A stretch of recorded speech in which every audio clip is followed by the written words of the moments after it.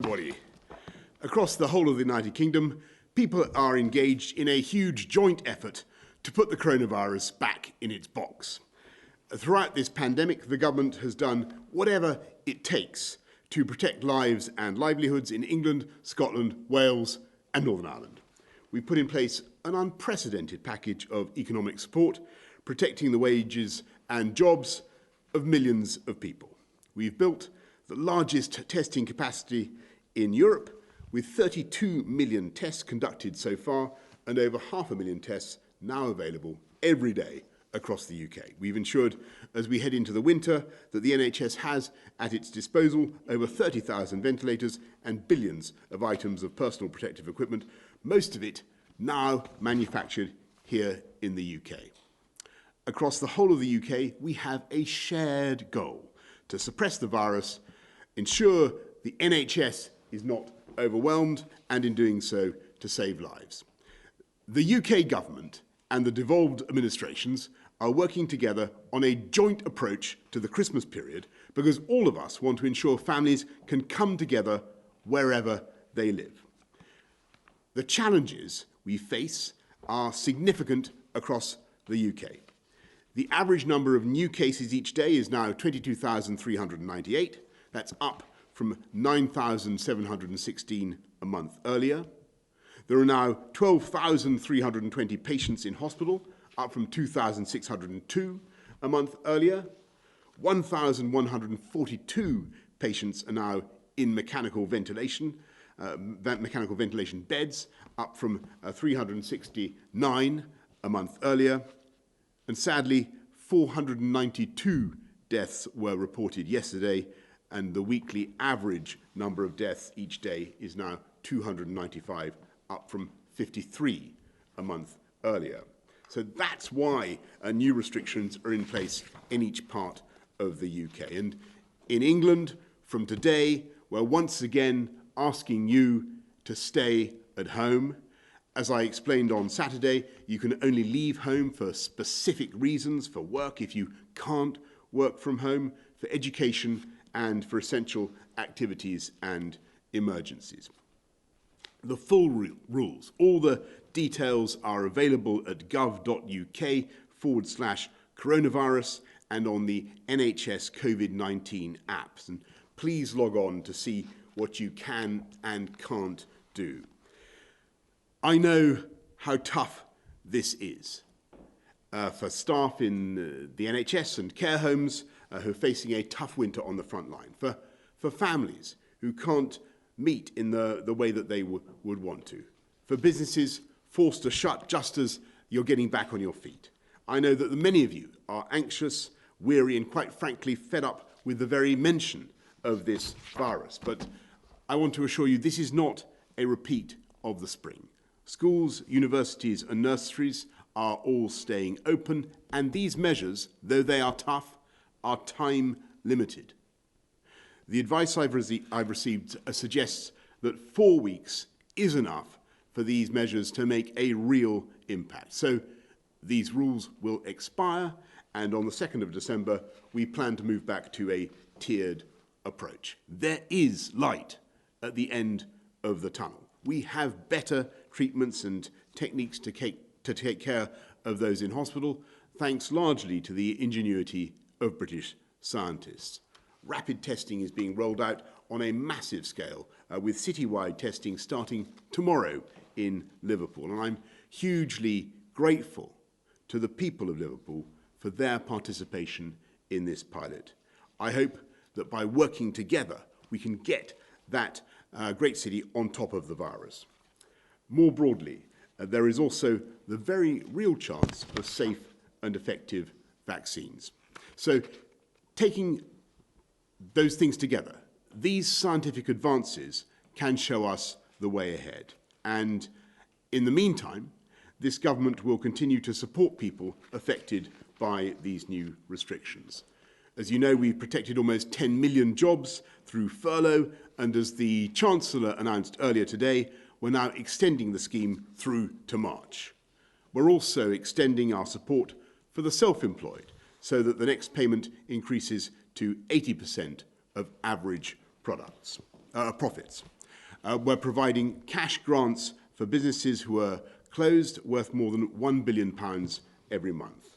We're giving £1.1 billion to local authorities in England to support businesses, and a further £2 billion of funding is guaranteed for Scotland, Wales and Northern Ireland.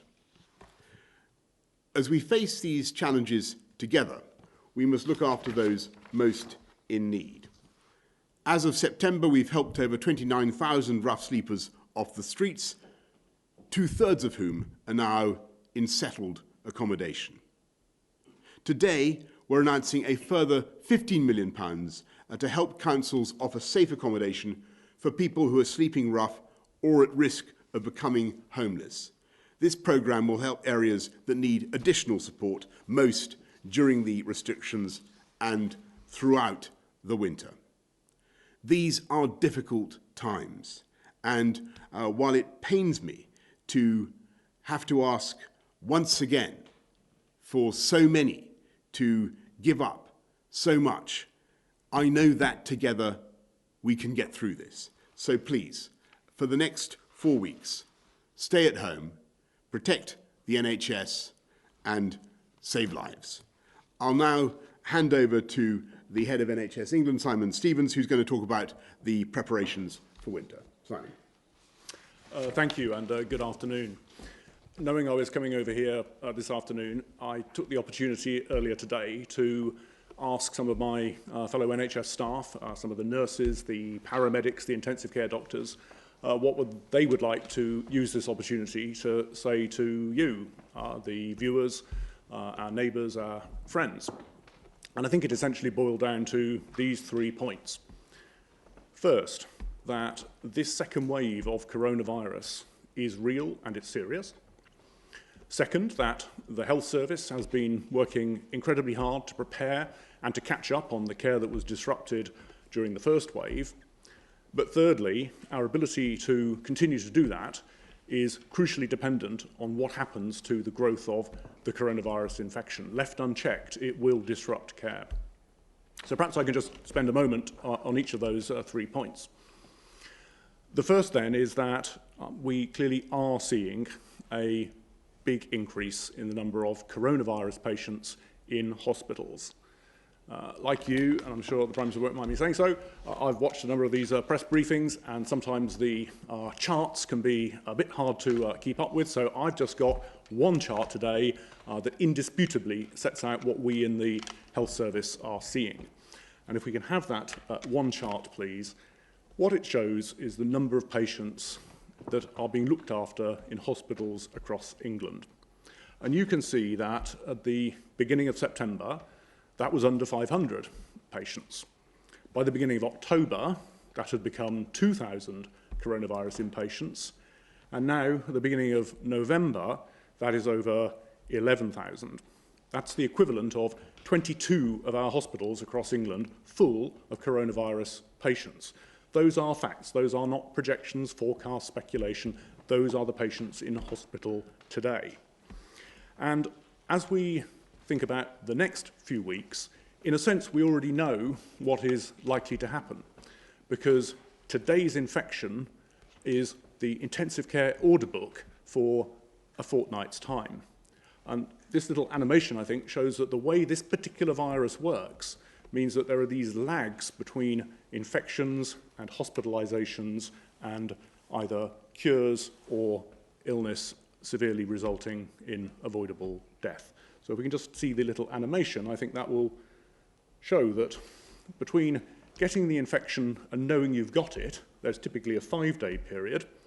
And then for those patients who become severely ill, 2 to 5 days before they end up in hospital. And then in total, 10 days or so from getting infected to being in hospital, and up to 2 to 4 weeks between being infected and actually being able to go home well, or unfortunately having died. So the reason why action is needed is because the infections that are happening now are part of what will produce that increase in hospitalizations. Just for comparison, the 11,000 coronavirus patients that we've got in hospital compares with about 3,000 patients that we would typically have in hospital on any one day during a very bad winter flu season for flu. It compares with about 7,000 patients who would be in hospital today being looked after for cancer. And so this is not really speculation, this is fact. And we know that in certain parts of the country, the number of coronavirus patients that hospitals are looking after is already significantly over the number that they were having to cope with during the April 1st peak. But that's not true everywhere, fortunately. We've got parts of the country where actually coronavirus is rising, but nevertheless hospitals are coping well. But if it continues to increase in other parts of the country, it will have knock-on consequences. So we're by no means alone in this. If you look at hospitals across Europe, you can see that they are filling up. Hospitals in the Netherlands, in Spain, in Belgium, in Germany and France, the Chancellor of Germany declaring that German intensive care units would be full within a few weeks. The President of France, President Macron, declaring that French hospitals would be running out of beds if infection was left unchecked. So I think the first point that my colleagues across the health service just really want to underline is that this second wave of COVID is real and it is serious. But the second point is, I think, just to share with you the extraordinary work that they have been doing to ensure that the health service is as best able to cope, not just with the rise of coronavirus, but the usual winter pressures, and of course all the other care that we offer. So, as the Prime Minister said, we've got new treatments that have been trialled and tested here in the NHS. As a result, the death rate in hospital, for some patients at least, has more than halved since the beginning of the COVID pandemic. We are doing very well thanks to the brilliant work of GPs in expanding flu vaccine uptake this winter, which is so important given that if you have flu and coronavirus at the same time, you're twice as likely to die from coronavirus than you otherwise would. And that's why it's great that 2.5 million more people have had their flu jab this year compared to the same time last year.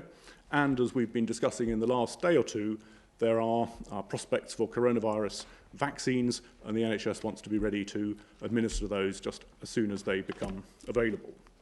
We've also been kitting out hospitals and with extra facilities and equipment, expanding intensive care units, 159 A&Es getting investment to be able to separate the COVID from the non-COVID patients they're looking after. We've substantially expanded testing. We've got a 4-month PPE stockpile from the government, and nurses, doctors are going hammer and tongs to catch up on the disrupted care that happened from the first wave. More than 1 million people today will have seen their family doctor or had an appointment. Cancer treatments are now back at above their normal level, and routine operations in parts of the country where there is not substantial coronavirus are now back at approaching their normal levels. So preparation has been substantial. The disrupted care the health service is getting on with tackling. But the third point, alongside the reality of the second wave, the work to prepare that has been done, that my colleagues just fundamentally want to try and convey, is that we do need your help. There is this slogan, protect the NHS. I think from the point of view of people working in the NHS, what that really means is help us help you. Protect our ability to offer the full range of health services, the routine operations, the cancer treatment, the mental health services, the community nursing that is required. Staff are working flat out. The good news is we've got more nurses, 13,000 more nurses than we had a year ago, but coronavirus affects NHS staff just like everybody else, and this has been an incredibly stressful time. So I think I can put it no better in conclusion than the words of an intensive care doctor that I was with yesterday, Dr. Alison Pittard, who said, in the here and now, we can't stop cancer developing. In the here and now, we can't immediately prevent heart attacks or strokes, and hospitals, of course, have got to respond to those. But we can reduce the spread of coronavirus in the community, and that is what we need to do to be able to care for everybody who needs it. Thank you. Thank you very much, Simon. And I think on behalf of everybody who in government, thank you to you and to everybody in the NHS for the incredible job that you're doing. I want to go to questions from the public, and we're going to start with Tom in London. Since the first lockdown was eased, playing weekly outside football has been a major boost to both my mental and physical health. Given that fitness and weight are key factors in determining people's risk from COVID, why has this been banned in the new lockdown? Well, Tom, I know how frustrating it is, and your point, believe me, has been hammered home to me by people across politics and every walk of life for the last few days. I would love to be able to allow this still to go on. It just as we would allow so many. I think we'd love to allow so many things to go on for the next 28 days. It is just 28 days. We've got to do this package of measures complete to get the R down. And I know I recited some pretty gloomy figures that you heard about rates of infection and the number of deaths, the biggest we've seen since May, Tom. But with the R, the reproduction rate of the disease is only just above 1, as the scientists, I think, confirm. If we work together on this package of measures that we're starting today, I have no doubt we can make a real impact and allow people like you to play football again. That's, I'm afraid, the sad answer at the moment. Simon, anything you want to add to that? Thank you. No, thank you. Let's go to Stephen from Shrewsbury. Stephen asks, what consideration has been given to the possibility of only limited vaccine success and how we live with COVID going forward?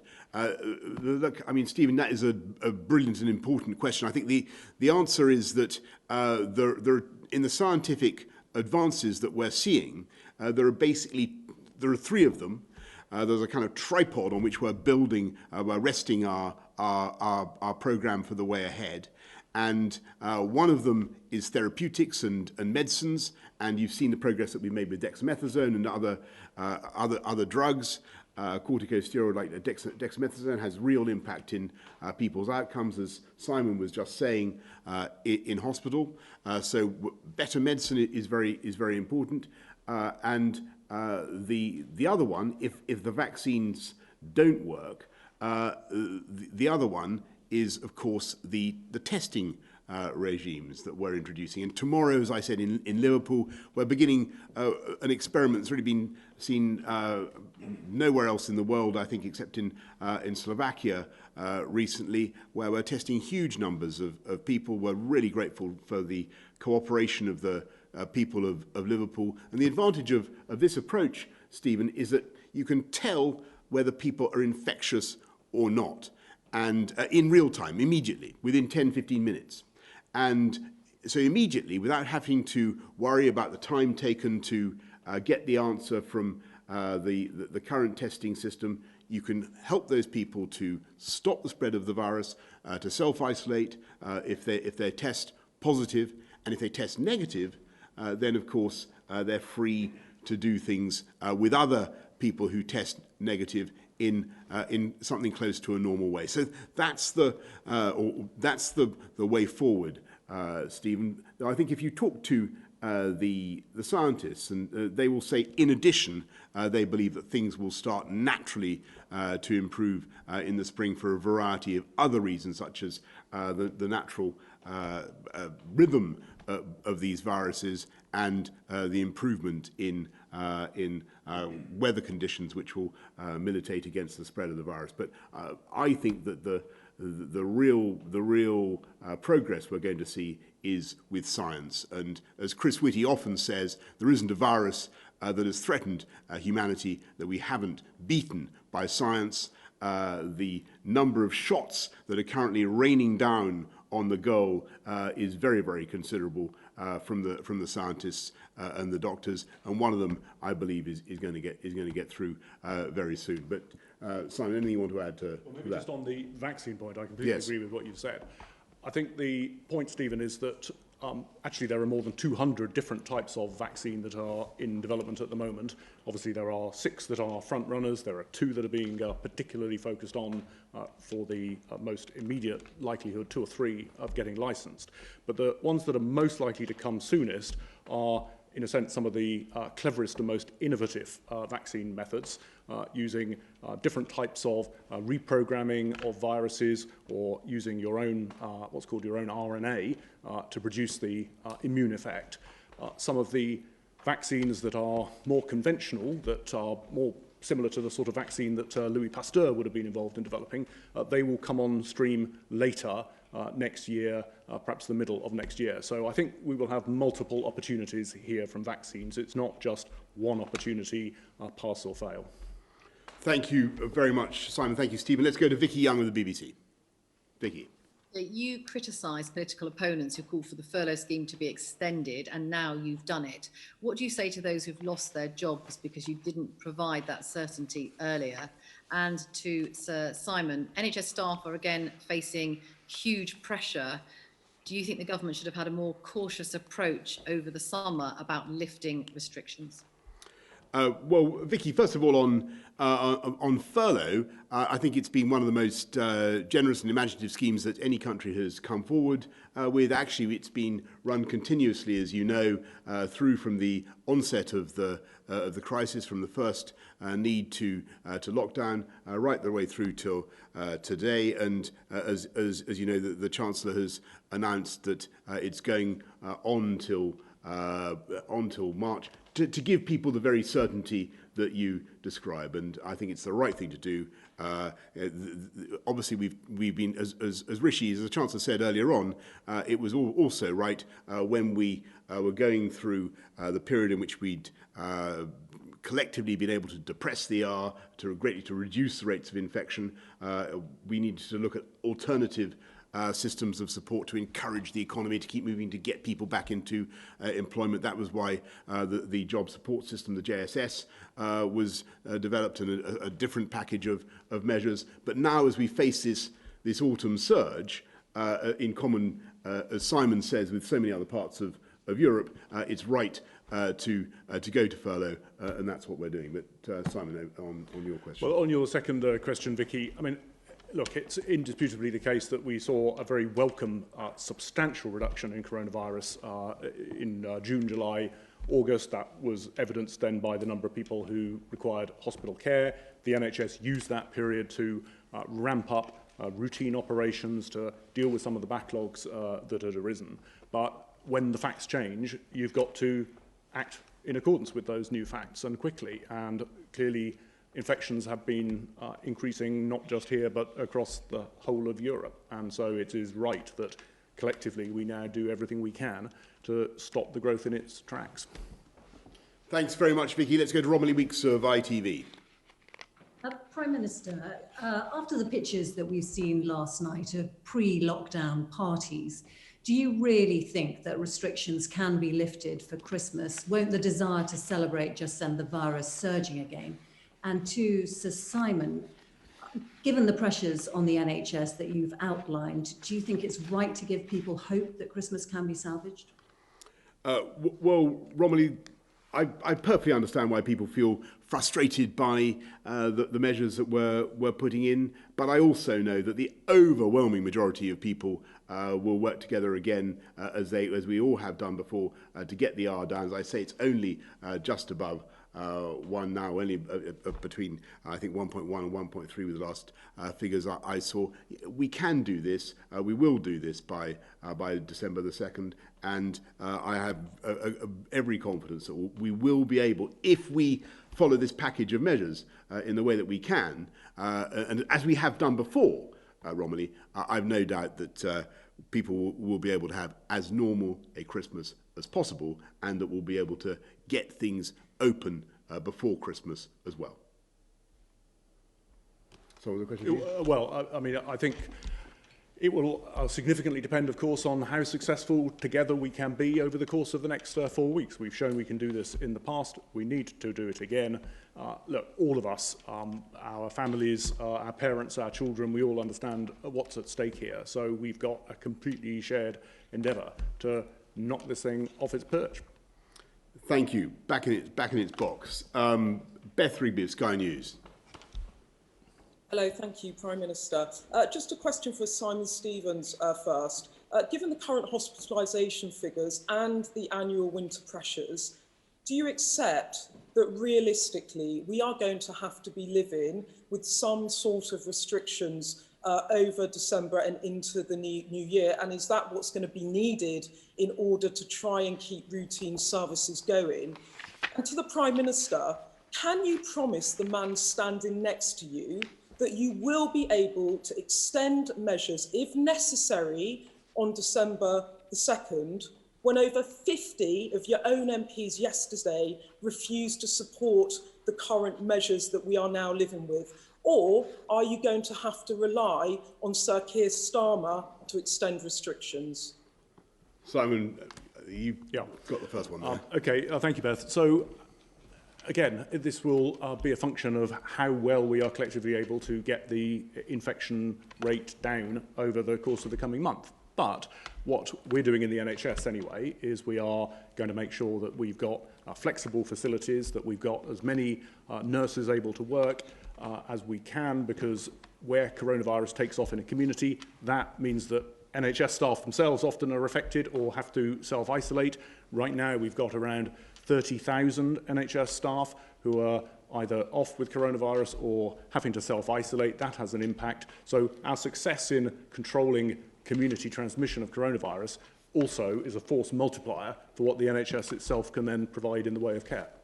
And on the question you asked me, Beth, look, I have every confidence that the measures that we've announced, that everybody knows about, that go on till December the 2nd, I have every confidence that it will work, that they will provide Simon and the NHS with the protection that they need. And just repeat the point, they automatically expire on December the 2nd. And I believe that we will then be able to have people across this country will be able to have as normal a Christmas as possible. That's the objective.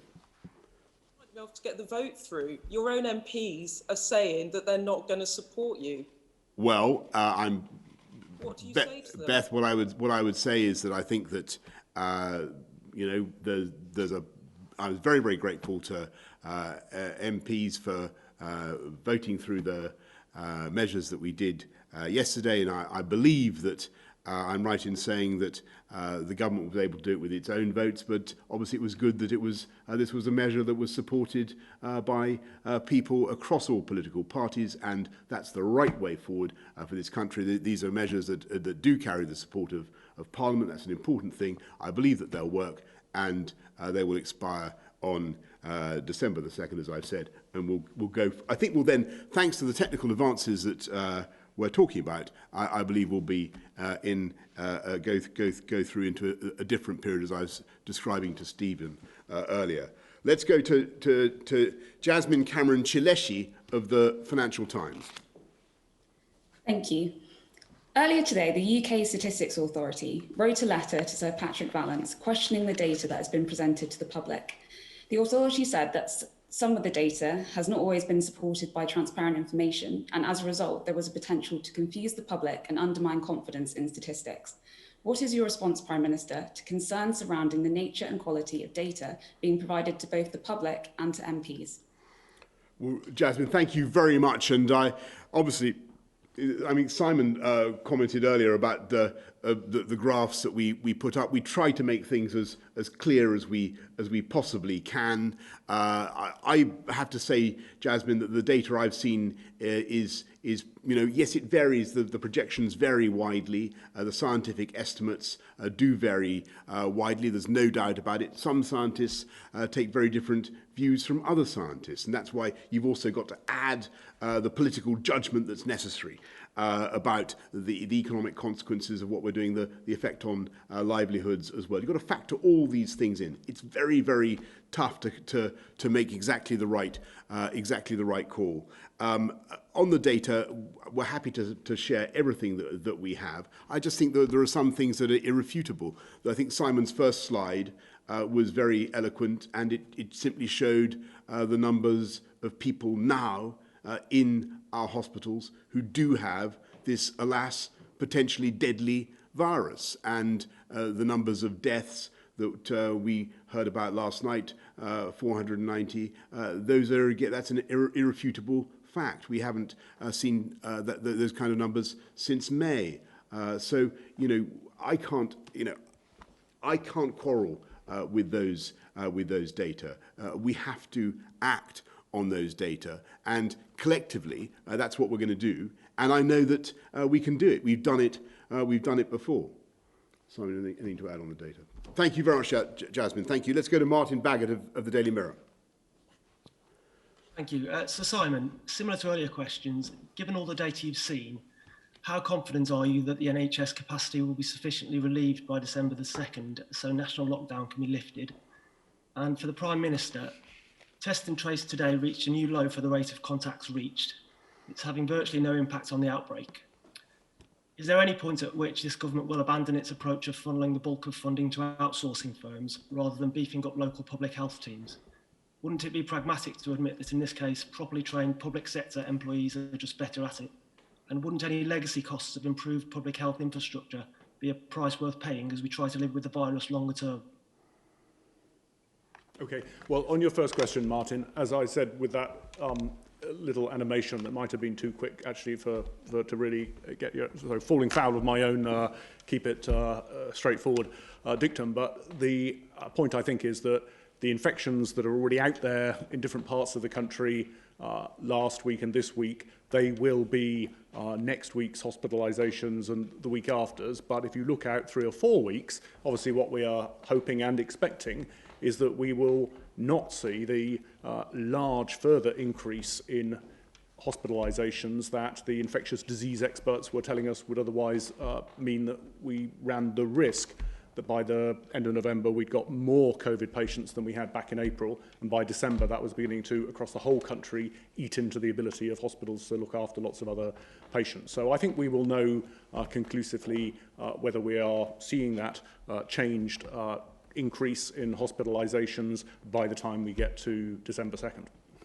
Thanks very much. Martin, yes, of course I understand people's frustrations with NHS test and trace, and it has come in for a lot of criticism, and clearly it takes, it has taken too long for people to get their results sometimes, but they are improving, and if you look at the turnaround times, they're getting better rapidly at the moment, even though there are huge numbers of people being tested. They got the capacity, the capability up to 500,000 per day. It's the biggest diagnostics industry, diagnostics capacity anywhere in Europe. I think more than 30 million tests have now been conducted. And I think I would really disagree with what you said about it having no impact. Yes, it hasn't had as much impact as we would have wanted, but there's no doubt that by identifying people who have the disease, identifying the localities where people have the disease, we've been able to get the R down in a way that I don't think we would otherwise have done. So it's had an effect in helping to reduce the spread. And what I'm so hopeful about testing, because the PCR testing that we've relied on, we now have this 500,000 polymerase chain reaction, I think it is, tests, yes, tests that we're able to do. We now have a big capacity now to use those in other contexts. As Simon was saying a bit earlier, we're also able to use a new type of test made in this country called a LAMP test, which is a rapid turnaround test which will help us to identify asymptomatic people in the NHS, nurses, doctors and others in care homes and perhaps in other settings. But there's also, as I said, these immediate tests that really require very little supervision at all. And eventually you may be able to administer yourself the so-called lateral flow tests.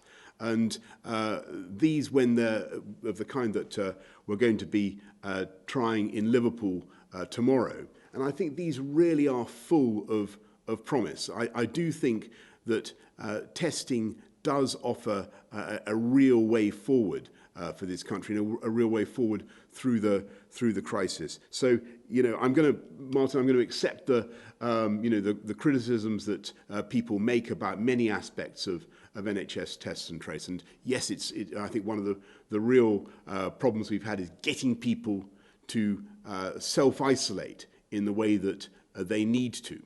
And I do really stress how important it is to self-isolate when you're told to by NHS Test and Trace. It is vital for breaking the chains. But when you move as we will to ever more immediate test results, you help people to know whether they're positive or negative in real time, as it were, and so you're gradually able to remove the need for that quarantine and that period of self-isolation. So I think that is a really promising development that we intend to exploit. So I'm to the full. Exploit to the full. So I am very optimistic, Martin, about testing generally, and wouldn't want to see it unnecessarily run down. Well, I mean, just building on that, the way I would say it, Martin, is I think there are sort of three lines of defence. The first line of defence is the amount of human-to-human transmission that is occurring, social contact, the physical distancing, the hands, face, space, behaviours that we all engage in. The second line of defence then is testing and tracing and isolating. And as the Prime Minister says, given that quite a high proportion of coronavirus transmission happens either before you have symptoms or when you don't have symptoms, actually being able to do mass testing for people who aren't experiencing classic coronavirus symptoms is going to be a key to that second line of defence. And then, and only then, the third line of defence is actually what happens in specialist hospital care, including in intensive care units. And the right way of thinking about the intensive care unit is if you just rely on the intensive care specialists, that's like taking all the rest of your team off the pitch and just leaving the ICU doctor as the goalkeeper to defend. Thanks very much, Simon. Let's go lastly to Lawrence Darnhill of the Health Service Journal. Thank you. For the Prime Minister, more than 1.2 million people are now waiting for an NHS diagnostic test for non-COVID conditions, which is up from 800,000 in March. But NHS scanning capacity needs to double to reach the average of other advanced nations and to properly deal with that backlog. Will you give the NHS what it needs to buy that kit and to pay for the additional staffing costs? And for Sir Simon, does the size of the NHS waiting list next year depend on the level of additional funding which has still to be negotiated with the government? Well, Lawrence, quickly on that. That's not my brother or anything, sort of phoning in with that question on the funding. That's just, no. But I obviously. But I appreciate your question. Lawrence, let me preempt that. Obviously, you must answer it too. But look, you're quite right, Lawrence, in the sense that the pressure on the NHS caused by COVID has made lots of other diagnostics, pressure on all sorts of other tests. But what we want, that's why we need to depress the virus now. But your basic question is about the level of investment, and there's never been greater investment in the NHS and under this government, £34 billion package. I seem to remember announcing a £360 million package of investment in MRI scanners and other forms of scanners only recently, or before, just before COVID began. What we're also doing, of course, as important in a way as investing in the kit, because we need more kit, we need more scanners of all kinds, but we also need the trained staff to operate them. And that's why we're recruiting. I think just in the last year we have 13,700 more nurses in the NHS than there were a year ago, and we're going to continue to expand staffing levels, because you can't do it, no matter how good your kit is, you can't do it without the staff. But anyway, Simon. Yeah, no, thank you. Well, so Lawrence, yes, on the diagnostics, i.e. the scanners, the MRIs, the CTs, the other investigations, we have just, as you know, commissioned a report from Mike Richards, who has said that we substantially need to expand our diagnostic capacity to deal with the testing that you describe. And where we're going to do that is not just by putting more scanners in hospitals, but also using the opportunity to put them in high streets, in retail locations, so as to expand the accessibility. That obviously will need to be backed by investment, which we expect to get. And in terms of your second question, the waiting list, as you know, there were predictions back in the summer that the size of the waiting list for an operation would be perhaps 10 million people by Christmas. Fortunately, that's definitely not going to be the case. I think we can now say confidently, I think the work that hospitals have been able to do in this window of opportunity while COVID has been low, in June, July, August, September, October, and still in most parts of the country where there's not substantial coronavirus outbreaks, that I think is something we've got to hold on to and build on. And then I think your last point is that looking forward, the key constraint, I think, is going to be, as the Prime Minister says, the staff available across the health service. If there's one small silver lining to have come out of the huge commitment and sacrifice that health service staff have made over the last 9 months, is that they have inspired a new generation of young people to want to sign on to become the nurses and doctors and therapists of the future. And in fact, we're going to have the biggest intake of new undergraduate nurses that we've had in a decade this autumn. And we've seen applications for medical school to become doctors up by nearly a quarter. So that doesn't provide an instant answer, but it does provide some reassurance about the future. Thanks very much, Simon. Thank you, Martin. Folks, that brings us to the end.